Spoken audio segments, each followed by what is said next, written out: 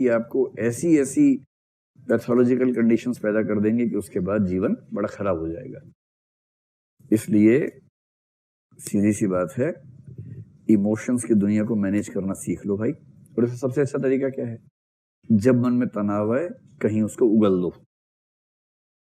एक operation theatre, heart का operation theatre, उसके बाहर एक शेर लिखा हुआ था, अगर दिल खोल लेते यारों के साथ तो न खुलवाना पड़ता औजारों के साथ। कितना सिंपल है। और मैंने पढ़ा, मैंने तुरंत नोट किया, मैंने कहा ये काम की बात मिली। मैंने नहीं लिखा है, किसी अज्ञात व्यक्ति ने लिखा है, लेकिन लिखा बड़ा अच्छा है। तो एक बार दोहरा के बताओ क्या लिखा है? अगर दिल खोल लेते यारों के साथ तो ना खुलवाना पड़ता औजारों के साथ। लिख लो लिख लो, हाँ, औजारों के साथ लिखो लिखो लिखो। लिख लिया? नहीं लिखा? लिख दो।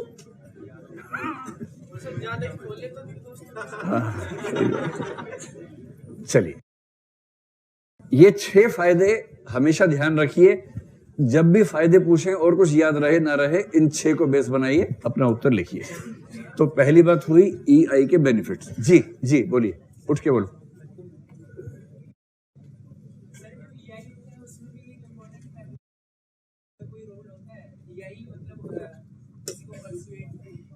किसी को परसुएट करना, अगर EI है तो परसुएट अच्छा कर लेंगे। हाँ, संभावना बन सकती है, ऐसा कोई नियम तो नहीं, लेकिन बन सकती है संभावना। इमोशनल इंटेलिजेंस बेहतर होने का एक पक्ष तो है ना कि अब दूसरों के इमोशंस को अच्छा मैनेज करते हैं, और जो दूसरों के इमोशंस को अच्छा मैनेज करेगा उसके परसुएशन के स्किल्स आमतौर पे बेहतर होंगे। ठीक बात है। चलिए, एक पक्ष हुआ समाप्त। अब आइए टीचिंग ऑफ EI, जो इसमें लास्ट है, सिखाने का तरीका। तो EI लर्निंग, और कल हमने इस पर थोड़ी सी बात की थी, उसी बात से थोड़ा सा आगे बढ़ते हैं। कल मैंने आपको बताया था कि लर्निंग के 2 प्रकार बताए हैं डेनियल गोलमैन ने, और डेनियल गोलमैन ने जो 2 टाइप्स बताए थे, कौन से टाइप से बताइए? कॉग्निटिव लर्निंग और इमोटिव लर्निंग। कॉग्निटिव का मतलब दिमाग से सीखना, बुद्धि से सीखना, जैसे गणित सीखना, विज्ञान सीखना, जैसे एथिक्स में आंसर कैसे लिखना है ये सीखना, जैसे इंटेग्रिटी और ईमानदारी में क्या अंतर होता है ये जान लेना। जैसे सुकरात ने कहा था ना, सुकरात का एक कंसेप्ट आप पढ़ेंगे बहुत जल्दी कुछ दिनों में। सुकरात ने कहा एक ही सद्गुण होता है, मैंने इतना बताया था आपको, सद्गुण एक ही होता है, उसका नाम है ज्ञान, विजडम। तो किसी ने कहा कि यार ऐसे कैसे, साहस भी तो सद्गुण होता है, न्याय भी तो सद्गुण है, संयम भी तो सद्गुण है। सुकरात ने कहा नहीं, तुम समझे नहीं, तुम बात की गहराई में गए नहीं। सद्गुण एक ही होता है, ज्ञान। पर ज्ञान का मतलब नॉलेज नहीं है, ज्ञान का मतलब विजडम है। और विजडम का मतलब है किसी चीज को केवल कॉग्निटिव लेवल पर जान लेना नहीं, किसी चीज को इस तरह से जानना कि वो आपके व्यक्तित्व का हिस्सा बन जाए। और ज्ञान का मतलब एक ही है, कर्तव्य और अकर्तव्य का ज्ञान। कर्तव्य का मतलब मुझे क्या करना चाहिए, अकर्तव्य यानी मुझे क्या नहीं करना चाहिए। जिस व्यक्ति को इस बात का ठीक से ज्ञान हो जाए कि मुझे क्या करना चाहिए और क्या नहीं करना चाहिए, तो वो न्याय भी करेगा, साहस भी दिखाएगा, संयम भी अपने आप कर लेगा, क्योंकि उसको बेसिक चीज का आइडिया है क्या करने योग्य है और क्या करने योग्य नहीं है। तो जैसे सुकरात के सद्गुण हैं, अब सद्गुण के नोट्स अगर मैं लिखवा दूं आपको 1 पेज के 200 शब्दों में, सद्गुण क्या होता है, उसके प्रकार कौन से, नोट्स आपने बना लिए, याद कर लिए, और बहुत बढ़िया चित्र बना के आप लिखते भी हैं, अच्छा अच्छा नंबर अच्छे आते हैं। क्या सद्गुण के प्रश्न में अच्छे नंबर लाने में और सद्गुणी हो जाने में कोई लिंक है, या इनमें घोर अंतर विरोध हो सकता है? घोर विरोध हो सकता है। ठीक वैसे कॉग्निटिव लर्निंग के तौर पर ये जान लेने में कि हम अपना व्यक्तित्व अच्छा कैसे बना सकते हैं, और उसको बनाने में जमीन आसमान का अंतर है। और इसलिए उसने कहा कॉग्निटिव लर्निंग से इमोशनल इंटेलिजेंस नहीं सीखी जा सकती, उसको सीखने के लिए कौन सी लर्निंग चाहिए, इमोटिव लर्निंग चाहिए। और इसका मतलब लंबे अभ्यास से, बार बार ऐसा करके। जैसे मुझसे कई बच्चे क्लास से पहले या किसी बैच में कहते हैं कि सर हमें ना बहुत घबराहट होती है मंच पर आने में, तो हमें क्या करना चाहिए? मैं बोलता हूँ मंच पे आना चाहिए। बुरी न्यूज से तो घबराहट होती है। कई ऐसे बोलते हैं कि सर हमें किसी से बात करने में बहुत दिक्कत होती है, क्या करें? बात करो, इसमें और क्या कर सकते हैं? जिस चीज से दिक्कत है वो चीज करो, जब तक कि वो किसी सामाजिक मान्यता के खिलाफ ना हो। मतलब आप ये ऐसा कुछ नहीं कर सकते जो किसी और के अधिकार के खिलाफ हो, लेकिन आपके अधिकारों की सीमाओं में रहते हुए यदि किसी चीज का भय है तो उसको दूर करने का एक ही तरीका है, वो काम कीजिए बार बार। जब 10 बार कर लेंगे, 20 बार कर लेंगे तो भय खत्म हो जाएगा, सिंपल। लेकिन अगर आप किताब पढ़ें, how to win the stage fear, notes बना लिए, उससे धेले भर का कुछ नहीं होने वाला है। अगर आपको शादी ब्याह में डांस करने से डर लगता है तो क्या करना है? डांस करना है। शादी ढूंढ ढूंढ के डांस करना है, बुलाए चाहे कोई ना बुलाए। उस शादी में जाके बोलना, देखिए आपने बुलाया नहीं, मैं जानता हूँ मैं कुछ खाऊंगा नहीं, खाली डांस करने आया हूँ, मुझे डांस करने का बहुत शौक है, क्या मैं डांस कर सकता हूँ? तो ना आराम से 4 पैर हाथ पैर हिला और वहां से भाग लो, क्या दिक्कत है? अगर 20-50 बार ऐसा कर लिया तो उसके बाद दुनिया की हर शादी आपकी शादी है, फिर क्या दिक्कत है? मतलब आपके परिवार की शादी है, आप वहां जाके डांस कर सकते हो। उसके बाद यही तरीका है ना, नोट्स पढ़ के ऐसे काम चलेगा। चलिए, अब ये है कि अगर सिखाना हो, एक तो है कि बच्चों को सिखाना हो तो क्या करें? बच्चों का मतलब छोटे बच्चे, यूपीएससी वाले बच्चे बच्चे नहीं होते हैं, छोटे बच्चे, जब वो सच में बच्चे थे उस समय। और तीसरी बात है कि अगर बड़ों को सिखाना हो तो क्या करें? तो जब भी कोई आपसे पूछे बच्चों को सिखाना है तो कैसे सिखाएं, तो इसमें सिंपल एक तरीका अपना लीजिए।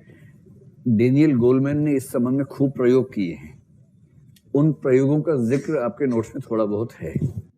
एक संस्था है डेनियल गोलमैन की जिसका नाम है CREIO, इसकी फुल फॉर्म भी आपके नोट्स में कहीं ना कहीं होगी, consortium for research on emotional intelligence in organisations. इसको नोट कर लीजिए। इसका नाम तो अपने उत्तर में लिख के आना ही आना है, चाहे जो हो जाए, है ना? CREIO, consortium. कंसोर्टियम क्या चीज होती है? कंसोर्टियम होता है एक बड़ा समूह, लूज सा समूह, बड़ा समूह जो बन जाए उसको बोलते हैं consortium. Consortium for research on emotional intelligence in organisations. ठीक है, इसका नाम अपने उत्तर में चाहे मौका मिले चाहे ना मिले लिख के आना ही आना है कि डेनियल गोलमैन ने इस कंसोर्टियम के माध्यम से खूब रिसर्च किया और अमेरिका के बहुत सारे विश्वविद्यालय उसके साथ जुड़े हुए हैं इस रिसर्च के प्लेटफॉर्म पर। इस क्रियो ने या क्रायो ने इसने क्या किया कि एक प्रयोग किया जिसको बोलते हैं SEL, social and emotive learning. और SEL एक करिकुलम है, एक पाठ्यक्रम है जो अमेरिका के बहुत सारे प्रांतों के बहुत सारे स्कूल्स में सिखाया जाता है। आपको पता है कि अमेरिका एक फेडरेशन वाला मामला है, और फेडरल, वो भी वैसा फेडरल जो पहले कन्फेडरेशन था, अब फेडरेशन हुआ बाद में। तो फेडरेशन वाली कंट्रीज में पता है कि राज्यों के अधिकार ज्यादा होते हैं, तो वहाँ की शिक्षा नीति राज्यों के हाथ में रहती है, केंद्र की बहुत चलती है नहीं वहाँ पर। वहाँ केंद्र की अब चलने लगी है, वरना पहले कोई पूछता था नहीं केंद्र को ज्यादा।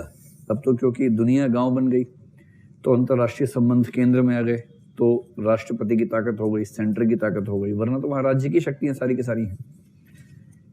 तो वहाँ कुछ भी एजुकेशन पॉलिसी में करना हो तो राज्यों से बहुत पूछना पड़ता है। जैसे भारत में ही पूछते हैं, पर भारत में फिर भी आपको पता है कि संवर्धित सूची में कोई चीज होती है तो केंद्र चाहे तो राज्यों को मतलब भगा सकता है, वह ऐसा नहीं है। तो इस कंसोर्टियम ने विभिन्न राज्यों की सरकारों से बात की, बहुत सारे राज्यों ने इनकी बात को सुना, समझा और अपने अपने स्कूलों में एक करिकुलम इंट्रोड्यूस किया, एक पाठ्यक्रम शुरू किया जिसको बोलते हैं सोशल एंड इमोटिव लर्निंग, सामाजिक एवं भावनात्मक शिक्षा। ये क्या है? ये बच्चों में इमोशनल इंटेलिजेंस को डेवलप करने का एक मैकेनिज्म है। और इनका मानना है कि अगर बचपन से ध्यान देंगे तो जैसे मैथ सिखाते हो, साइंस सिखाते हो, भाषा सिखाते हो, ये भी सिखाओ, और जीवन में ये चीज ज्यादा काम आती है तो इसको ज्यादा सिखाना चाहिए। तो कैसे सिखाएं? तो इन्होंने एक मोटा मोटा जो प्रयोग किया हुआ है, जो प्राइमरी क्लासेस हैं, जो सेकेंडरी क्लासेस हैं और जो हायर क्लासेस हैं। प्राइमरी क्लासेस में केवल इमोशनल परसेप्शन, इसका मतलब दूसरे व्यक्तियों को देखकर ये समझने का प्रयास कि इनके मन में क्या चल रहा है, इमोशंस को पहचानना। क्योंकि बच्चों को ये समझाना बहुत जरूरी है, बच्चे सॉफ्ट टारगेट्स होते हैं। तो यदि बच्चों को ये सिखा दिया जाए कि अगर किसी अंकल का चेहरा ऐसा बने, किसी आंटी का चेहरा ऐसा बने, तो उसका ये मतलब होता है, तो वहां के टीचर जो होते हैं वो ऐसे चेहरे बना बना के दिखाते हैं क्लास में बच्चों के सामने। छोटे बच्चों के टीचर जो होते हैं उनको हर काम नौटंकी सहित सारे काम करने पड़ते हैं। बड़ा आसान नहीं होता। छोटे बच्चों के टीचर्स को क्या क्या हरकतें करनी पड़ती है। मतलब अगर वो क्लासरूम ना हो, सर्कस हो, तो उनका काम चल सकता है ठीक से, लेकिन वो क्लासरूम में हर काम करते हैं। तो तरह तरह के चेहरे बनाते हैं। कोई फिल्म दिखा दी बच्चों को, उस फिल्म में एक चेहरा है, बाहर रोक के दिखाया कि ये चेहरा देखो, पहचानो, इसके मन में क्या आ रहा है इस टाइम। फिर बच्चे चिल्ला के बोलेंगे मैम इसको गुस्सा आ रहा है, मैम इसको नफरत का भाव आ रहा है, ये सब बताएंगे। इससे क्या हुआ कि छोटे बच्चों को कम से कम ये समझ में आने लगा कि कैसा चेहरा देख के क्या अनुमान करना है कि इसके मन में क्या चल रहा है। इससे बच्चों की सेफ्टी पहले से बेहतर हो जाती है। सेकेंडरी क्लासेस में सिखानी है एम्पैथी, क्योंकि एम्पैथी 9 साल से छोटा बच्चा सीख भी नहीं सकता। 9 साल तक के बच्चे से एम्पैथी की उम्मीद करना मतलब अजीब सी उम्मीद है। अब हम पढ़ेंगे नेक्स्ट टॉपिक में एम्पैथी। मैंने आपसे एक बार कहा था ना कि अगर छोटे बच्चे के सामने उसकी माँ गिर जाए नीचे, जोर से गिरे, धाड़ से आवाज आए, तो बच्चा क्या करेगा? ठहाका मार के हंसेगा। तो जो बच्चे की हंसी नहीं होती, कभी कभी अनियंत्रित हंसी होती है, जो एकदम मुक्त भाव वाली हंसी होती है, वैसी हंसी हंसेगा। और अगर सड़क पे गिरी है, आसपास 100 लोग देख भी रहे हैं, तो तमाशा जो बनते बनते रह सकता था वो पूरा तमाशा बच्चा बना के मानेगा, इतना ठहाके से हंसेगा। और तब माँ का संचित क्रोध उस बच्चे पे आएगा, पिछले कई दिनों का जो बैलेंस था इकट्ठा। पहले उसको 3 झापड़ मारे कस के कि तेरी माँ नीचे गिरी है, जब से पैदा हुआ कद्दू कहीं का, तेरा पूरा ध्यान में रखती हूँ, भोजन से लेकर हर व्यवस्था मैं करती हूँ, और उसके बाद जरा भी दया नहीं आती तुझे, ऐसे करके। उस बेचारी को नहीं पता कि उस दया सच में नहीं आती है, अभी 9 साल का नहीं हुआ है। 7 से 9 साल के पहले किसी के बच्चे को दया आ रही हो ना, तो पेरेंट्स पे दया आनी चाहिए। उसके बाद वो हामिद, कौन है हामिद? कोई होगा तो मतलब गलत हो जाता है, नहीं होना चाहिए, वो बुरी बात है। अगर कोई छोटा सा बच्चा आपको दया, करुणा, परोपकार करता हुआ देखे, तो इसका मतलब है कि चीज ठीक नहीं है, इस बच्चे का बचपन ठीक नहीं है। बच्चे वैसे ही होने चाहिए जैसे बच्चे होते हैं, ठीक है। जब बच्चा और बड़ा हो जाए, एम्पैथी का मतलब वो दूसरों का दर्द, पीड़ा, बेचैनी, परेशानी समझने लगे, थोड़ा महसूस करने लगे, वो सेकेंडरी लेवल पे हो जाना चाहिए। तो इसमें क्या करते हैं, बच्चों को ऐसे समूहों से मिलवाते हैं जो पीड़ित हैं, वंचित हैं, परेशान हैं। स्लम में ले गए, कोई जैसे ल्यूनेटिक असाइलम है, मानसिक चिकित्सालय है, वहां लेके चले गए, वहां कुछ लोगों से मिलवाया। कुछ ऑर्फनेज है, अनाथालय है, वहां बच्चों को लेके गए, उनसे मिलवाया। तो जब डिप्राइव्ड सेक्शंस के लोगों से, वंचित वर्गों के बच्चों से, व्यक्तियों से जब मिलते हैं बार बार, तो धीरे धीरे उनके मन में एम्पैथी की स्थिति पैदा होती है, और ये बहुत अच्छी स्किल है। एक एम्पैथी वाला आदमी जनरली नैतिक रहेगा जीवन में, ये विश्वास करना चाहिए। हायर स्टडीज में उनको सिखाते हैं सेल्फ रेगुलेशन। और सेल्फ रेगुलेशन का मतलब है अगर मन में गुस्सा आ रहा है, उसे कैसे पी जाना है, कैसे ठहाका मार के मैनेज कर लेना है।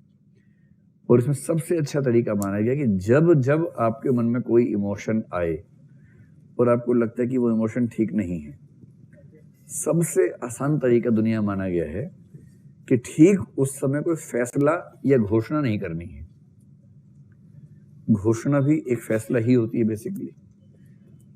भीष्म पितामह से ऐसी गलती हुई थी। अगर 1 घंटा होल्ड कर लेते अपने भावनाओं को ना, तो जीवन ठीक गुजरता उनका। तो कभी आपके जीवन में ऐसी स्थिति आए तो भीष्म पितामह मत बन जाना भाई। उस समय कोई अगर कहे ना कि प्रतिज्ञा करो, तुम कहना कि प्रतिज्ञा कल कर लेंगे, आज रुक जाओ, आज सोचने का टाइम था। जहां आपको सोचने का टाइम मिला, आपके निर्णय चेंज हो जाएंगे। और इसलिए हाइपर इमोटिव स्टेट में, उच्च भावुकता वाली स्थिति में कोई निर्णय या घोषणा करने से रुक जाना, ये सबसे आसान तरीका है इमोशनल मैनेजमेंट का। और उच्च कक्षाओं में ये चीज सिखाई जाती है। स्पष्ट हुआ? तो स्कूलों में कैसे सिखाना है? SEL का जो मैकेनिज्म है उसे हम भारतीय तरीके से अनुकूल बना के भारत के स्कूलों में ला सकते हैं और वो हमको सिखा देना चाहिए। सिंपल बात है। और डेनियल गोलमैन के बारे में ना कुछ लोग कहते हैं कि वो कमर्शियल विंग ऑफ EI है, और जो सेलोवी और मेयर हैं उनको बोलते हैं एकेडमिक विंग ऑफ EI है। उन्होंने एकेडमिक रिसर्च की है, ये कमर्शियल एंगल से काम ज्यादा करता है। तो कुछ लोग कहते हैं कि उसके जो जजमेंट्स हैं, रिपोर्ट्स हैं, कंक्लूजन्स हैं, बहुत फेक टाइप के हैं, लेकिन सरकारें मान तो रही हैं। उसकी रिपोर्ट ये कहती है कि जब ये प्रयोग किए गए स्कूल्स में, आपके नोट्स में ना उसका रिजल्ट बता रखा है कि कितना कितना असर पड़ा उन बच्चों पर। वो रिजल्ट देख के तो लगता है कि बहुत बड़ी बात है। 50% विद्यार्थियों का अकादमिक निष्पादन बेहतर हुआ, दुर्व्यवहार के मामले 28% कम हो गए, निलंबन के मामले 44% कम हो गए, 63% स्टूडेंट्स का बिहेवियर पहले से बेहतर हो गया, अनुशासन वाले मामलों में 27% कम हो गए। अगर ये रिपोर्ट सही है, एक रोजर वीसबर्ग ने ऐसे प्रयोगों का मूल्यांकन करके ही बताया है, अगर ये रिपोर्ट सही है तो आप समझ सकते हैं कि स्टूडेंट्स के बिहेवियर को मैनेज करने में इसका योगदान कितना बड़ा है। तो फिर करना चाहिए। सबसे अच्छा इसमें पहला जजमेंट देखिए, इमोशनल इंटेलिजेंस सिखाने से बच्चों की एकेडमिक परफॉर्मेंस अच्छी हो गई, बिहेवियर ठीक हो गया, गाली देना बंद कर दिया, वो सब छोटी बात है। अगर इमोशनल इंटेलिजेंस सिखाने से उनकी एकेडमिक परफॉर्मेंस भी बेहतर हो गई तो इसका मतलब है एक स्ट्रॉन्ग EI, स्ट्रॉन्ग IQ की ओर बढ़ने का इशारा भी कर रही है, और ये अपने आप में रोचक निष्कर्ष है। अब कोई अगर आपसे पूछे कि भाई अगर हम बड़े हो ही गए हैं, जिसमें हमारा कंट्रोल नहीं था, तो बड़े हो गए हैं, तो हम कैसे सीखें? तो बूढ़ी घोड़ी को लाल लगाम कैसे पहनाई जाए, बड़ों को कैसे सिखाएं? मुझे लगता नहीं कि आप स्पेसिफिकली पूछेंगे कि किसी वयस्क व्यक्ति को कैसे सिखाएं। वयस्क व्यक्ति के मामले में मोटी सी बात देखिए क्या है, उसको इमोशंस को पहचानना आता है, और ये अलग से स्कूल में सिखाया गया था या अनुभव से सीख जाता है अपने आप? सामाजिक अनुभवों से, क्लासिकल कंडीशनिंग से सब सीख ही जाते हैं। फिर एम्पैथी भी उस उम्र तक जनरली हमारे अंदर डेवलप हो चुकी होती है। तो जब बड़ों को सिखाना हो तो आप बेसिकली 2 चीजों पर काम कीजिए। थोड़ा सा काम कर सकते हैं एम्पैथी पर, और ज्यादा काम किस चीज पे करना है? वो है सेल्फ रेगुलेशन पर। सेल्फ रेगुलेशन, इन 2 चीजों पर ज्यादा काम कीजिए। सेल्फ रेगुलेशन में मोटिवेशन को आप ले सकते हैं, चाहे तो थोड़ा सा एक अलग बिंदु बना ले मोटिवेशन। अगर ये 2-3 फैक्टर्स आप लेके चलें, और इसके लिए कोई एक तकनीक 150 शब्दों में लिखने के लिए दिमाग में रखिए, उससे आपका काम धूमधाम से चल जाएगा। तो सबसे पहली बात, बड़ों को एम्पैथी सिखानी है तो इसका तरीका क्या हो सकता है? जो बच्चों का वही तरीका बड़ों का भी है। आप ये बताएं, किसी ऐसी फिल्म का नाम बताइए जिस फिल्म को देखने से पहले और उसे देखने के बाद किसी वर्ग विशेष के बारे में आपकी धारणा में सकारात्मक परिवर्तन हो गया था। कोई ऐसी फिल्म सोच पा रहे हैं आप लोग? अलीगंज है ना? आर्टिकल 15 एक फिल्म बहुत अच्छी है। तो जैसे हमने एक फिल्म देखी आर्टिकल 15, मैंने देखी नहीं है लेकिन मैंने सुना है कि बहुत शानदार फिल्म है। लेकिन जैसे आर्टिकल 15 मैंने देखी हुई है, आर्टिकल 15 को अगर आपने देखा हो तो उसमें ये समझ में आता है कि समाज का जो जातीय दृष्टि से सबसे निचला तबका है उसकी स्थितियां कितनी चिंताजनक हैं। ऐसी एक फिल्म आई थी कुछ दिन पहले, उसका नाम मैं भूल रहा हूँ। उसमें एक मुस्लिम परिवार में एक बच्चे से आतंकवादी घटना में वो गलती से शामिल हो जाता है। मुल्क, हाँ मुल्क।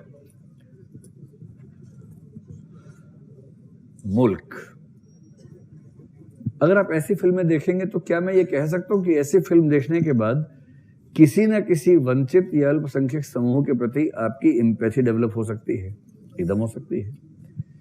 तो एम्पैथी डेवलप करनी है बड़ों में, तो उसका सिंपल तरीका है, या तो फिल्म, या वो टीवी सीरियल, या कोई उपन्यास हो सकता है, कहानी हो सकती है, लिटरेचर हो सकता है, और इसके अलावा एक हो सकता है रियल लाइफ एक्सपोजर।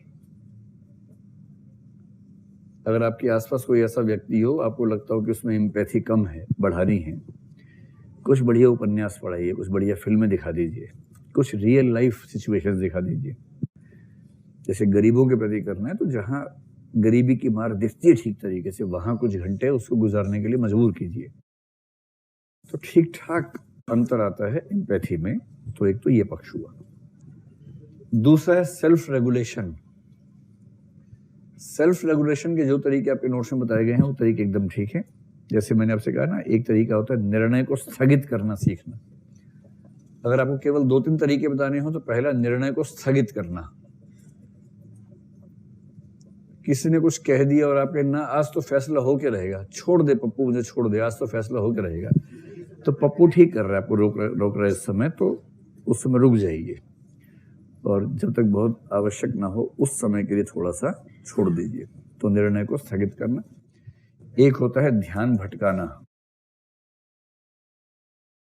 मतलब बाकी लोग भटकाएं, इससे बढ़िया कि आप खुद उस क्षमता में आ जाएं कि जिस चीज पे आप फोकस हो गए हैं, इमोशंस भड़क गए हैं, किसी तरह से वहां से ध्यान भटकाओ, किसी और चीज पे ध्यान लगाओ। पेरेंट्स अक्सर ऐसा करते हैं, जब बच्चा किसी बात पे स्ट्रेस में होता है विषय बदल देते हैं बात का, इस सफाई के साथ कि बच्चा ना समझ पाए। तो जहां विषय बदला, इमोशंस कूल डाउन हो गए, नियंत्रण में आ गए, तो बच्चा ठीक हो जाता है। तो इस तरह के 2 तरीके दिमाग में रखिए, बाकी नोट्स में आपके हैं। और मोटिवेशन का और कोई तरीका ना सूझे तो ऑटो सजेस्टिव मोड, कल मैंने आपको बताया था, खुद को लगातार सलाह देते रहना, एक अच्छे समूह में रहना, ऐसे समूह में जहां पर मनहूस टाइप के लोग ना हो और आपको वो मोटिवेट करते हो, न कि हमेशा आपसे ईर्ष्या करते हो, हमेशा आपसे परेशान रहते हो। एक होता है डायरी लिखना। डायरी लिखते हैं आप लोग? देखिए, मैंने सुना है कि हर महान व्यक्ति डायरी लिखता है, लेकिन इसका मतलब ये नहीं है कि डायरी लिखने वाला हर व्यक्ति महान होता है। लेकिन ये पक्का है कि जितने महान व्यक्ति हुए इतिहास में, उनमें से अधिकांश डायरी लिखते थे, क्योंकि कुछ तो लेखन कला से पहले पैदा हो गए थे, वो कैसे लिखेंगे डायरी। लेकिन हाँ, लेखन कला के बाद के अधिकांश लोग डायरी लिखते थे। डायरी कितने लोग लिखते हैं आप में से? वेरी गुड, जबरदस्त, बहुत बढ़िया।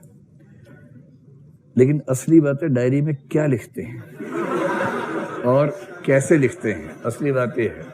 डायरी लिखना तो एक, अगर आप डायरी लिखते हैं समझ लो पहली शर्त आपने पार कर ली कि आप महान होने के रास्ते में पहली शर्त पार कर गए हैं।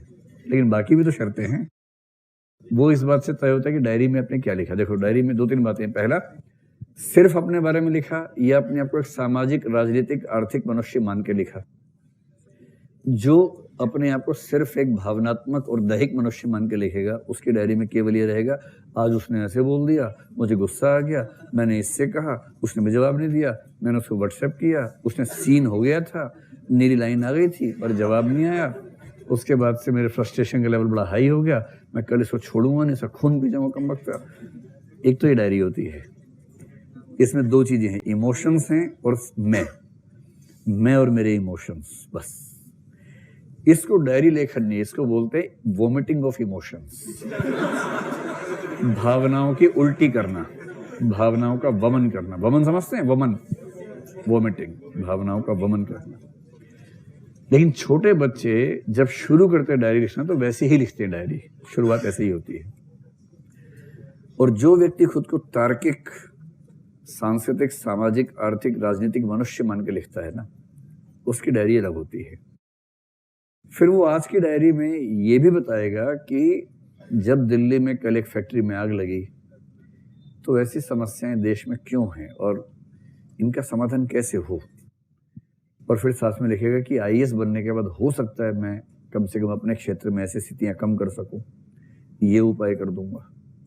जब से ये घटना देखी है तब से नींद नहीं आ रही है, बेचैनी हो रही है, कैसे ठीक करूं। और दूसरा काम जो करेगा, ये तो हो गया कि जो चल रहा है दुनिया में उससे खुद को जोड़ के लिखेगा कि मैं भी तो उस दुनिया का हिस्सा हूं ना। और दूसरा वो क्या करेगा, डायरी का असली पर्पस है आत्म मूल्यांकन और आत्म परिष्करण, न कि आत्म वमन। आत्म मूल्यांकन का मतलब है कि खुद को जज करो, और खुद को जज करने का सबसे अच्छा तरीका है कि अपने 2 हिस्से कर दो। कैसे करोगे 2 हिस्से, है ना? फिजिकली मत कर देना, पता लगा कि दोनों हाथ अलग अलग बैठे हुए हैं, एक बोलते मैं, एक बोलते वह। मैं का मूल्यांकन वह की निगाह से आप ही करेंगे। जैसे आंसर राइटिंग है, कई बच्चे दिखाते हैं, मैं उनसे बोलता हूँ एक समय के बाद, अब किसी को दिखाने की जरूरत नहीं है, आप इतने मैच्योर हो गए हैं, मैं की निगाह से लिखो और वह की निगाह से चेक कर लो, किसी और की जरूरत नहीं है। बस ये 2 निगाह अपने अंदर ले आइए। आपने लिखा, अपने भाव से लिखा, फिर चेक करने बैठे तो ये भूल गए कि आपने लिखा है, और फिर उसकी कमी आपको साफ नजर आने शुरू हो जाएंगी। ऐसे ही आपने आज एक फैसला किया, मैं बन के फैसला किया, शाम को वह बन के बैठे कि फैसला ठीक है गलत है, और जो गलतियां हैं उन्हें पूरी निर्मम ईमानदारी के साथ, क्रूअल ऑनेस्टी के साथ स्वीकार करना कि हाँ ये मेरी गलती है, और ऐसी गलती